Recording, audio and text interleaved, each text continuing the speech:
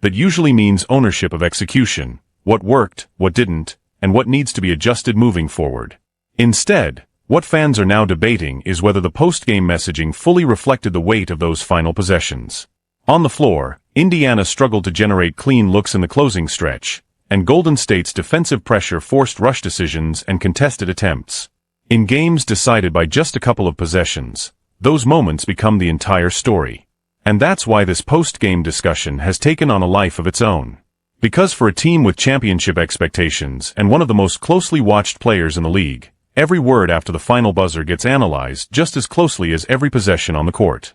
In moments like these, accountability isn't just about assigning blame, it's about identifying exactly where a game was won and lost, and how to respond the next time a similar situation comes up. And that, ultimately, is what fans are still waiting to hear clearly. What did you like about those final two shots, both the one before the jump ball and then the one to try and tie it? I thought they were both good looks. They're a really good defensive team, and when you get an opportunity to get some clean looks, it's important. I thought we got some good looks. She said she liked the looks. And that's where the frustration from fans really starts to boil over. Because from the outside, what people saw in that late-game sequence was not a clean offensive possession, it was chaos under pressure.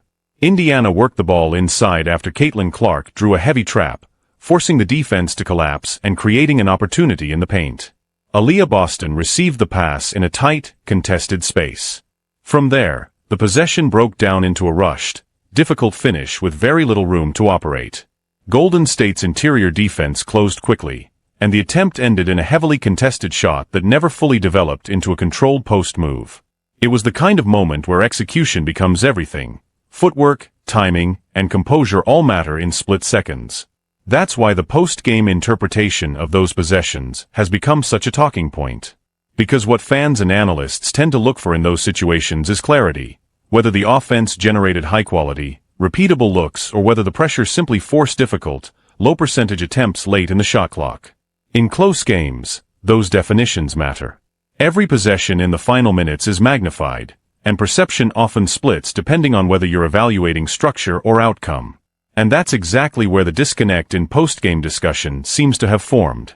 On one side, there's a belief that Indiana did create opportunities within its system, even if the execution didn't always convert. On the other, there's frustration that the offense, under pressure, didn't consistently produce clean, controlled finishes when the game was on the line. Those two interpretations can exist at the same time, but they lead to very different conclusions about how the game was managed and how the final stretch should be evaluated. And that's why this single possession, and the comments surrounding it, has become a focal point in a much larger debate about late-game execution, decision-making, and consistency under pressure. Question for Coach. Did you expect number 4 for the Valkyries to play as much as she did in that second half? You think it's good? Yeah. Look, she didn't know you didn't. No, you didn't. Aliyah Boston had the point on the paper to show who she was talking about. She don't even know who number 4 is. Stephanie White wasn't prepared for her. The frustration around this moment clearly comes from how disorganized everything felt in real time, from the sideline communication to the on-court execution. In a high-level professional game, preparation is expected to show up in small details: familiarity with rotations, awareness of matchups, and quick in-game adjustments when a specific player starts impacting the flow of the game. So when a reporter references a rotational player's impact, the expectation is that the coaching staff can immediately contextualize who that player is and how they influence the matchup. That kind of awareness is part of game management at the highest level. At the same time, it's also important to separate perception from what can be confirmed. Broadcast angles, bench communication, and sideline noise can all make real-time exchanges look more chaotic than they actually are. What appears unclear on camera isn't always representative of what's happening internally within a team's scouting or coaching structure. Still, in tight games where every possession matters, even small breakdowns in communication or recognition become part of the broader conversation, especially when the result is decided by just a few points. On the floor, Aliyah Boston's role in the game has also been heavily discussed. Boston is at her best when she is operating close to the basket, using strength, positioning, and footwork in the paint. When she establishes deep post position and plays through contact, she can be a major interior force. However, like any young star in a developing system, Her impact can fluctuate depending on spacing, defensive pressure, and how often she is able to get clean touches in her preferred areas of the floor. In games like this one, where defensive schemes are aggressive and rotations are tight, frontcourt players often find themselves adjusting to less comfortable spots on the floor. That can affect rhythm, shot selection, and overall efficiency. Post-game discussions then naturally split into two perspectives. One focuses on execution within the system and the difficulty of the defensive matchup. The other focuses on whether the system itself consistently puts players in their strongest positions, especially in late-game situations. Both angles tend to emerge after close losses, particularly when expectations are high and the margin for error is extremely small. And that's why this game has generated such strong reactions, not because of a single moment, but because of how many small moments collectively shaped the outcome. Yeah, I mean, I wasn't even able to get into a flow. I mean, I played the second half. I think it's super hard to try and figure out and understand how the refs are calling it. I think it's super hard to get charge fouls when I don't think anyone's in legal position. I mean, shout out to the Valks. I mean, they did a great job selling it, and the refs bought it, to be honest, so good for them. There's a lot of emotion coming out of this post-game conversation, and it's clearly being driven by how tightly contested and physical the game felt from start to finish. In moments like this, players are often asked to explain what they experienced on the floor in real time, especially in games where contact is frequent and whistles feel inconsistent on both ends. From Aliyah Boston's perspective, the frustration comes from repeated physical matchups in the paint and the challenge of establishing position against a well-prepared interior defense. In games like this, centers often feel like they are fighting for space on every single touch, and that naturally leads to tough decisions under pressure, whether to go up strong, reset, or try to draw contact.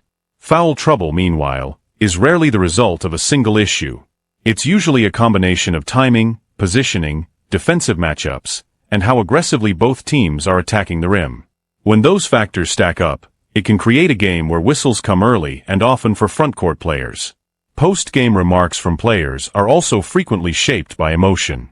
After a loss, especially a close physical one, frustration can come through in how players describe officiating, matchups, or in-game decisions. That doesn't necessarily reflect a full tactical breakdown. It reflects how the game felt from their side of the floor in the moment. On the coaching side, comparisons between staff decisions are always part of the post-game narrative, particularly when the game is decided by small margins. Coaching adjustments, defensive schemes, and late-game management inevitably get re-evaluated through the lens of the final score.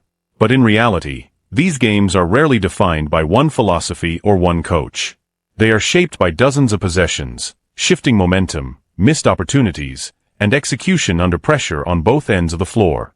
That's what makes tightly contested matchups so heavily debated afterward, because different perspectives emerge from the same 40 minutes of basketball, and each side sees the turning points through a different lens. When are you going to talk about your coaching? When are you going to talk about you not having your team ready in practice? When are you going to talk about anything that you did wrong? Natalie Nakase, coach circles around you, Stephanie White. When are you going to address it? Your team looked ill-prepared. We look unprepared damn near every game. This was ridiculous. The frustration in the post-game discussion clearly stems from how the game evolved and how both teams adjusted in real time. From a coaching perspective, games like this are often defined less by emotion and more by a series of tactical responses. How quickly a team identifies defensive pressure, how it counters adjustments, and how effectively it maintains structure when momentum shifts. Golden State made several in-game adjustments designed to disrupt Indiana's offensive rhythm, particularly by increasing ball pressure and tightening help coverage in key areas of the floor. Those changes forced Indiana into more contested possessions and less comfortable spacing than they typically operate with. On the Indiana side, the challenge becomes maintaining offensive organization under that pressure. When defenses load up, teams often rely on a mix of spacing, ball movement, and tempo control to create cleaner looks. If that balance breaks down, possessions can start to feel rushed or fragmented. That's where coaching decisions come under the microscope in post-game analysis. Fans and analysts tend to focus on whether adjustments were made quickly enough, whether timeouts were used to stabilize runs,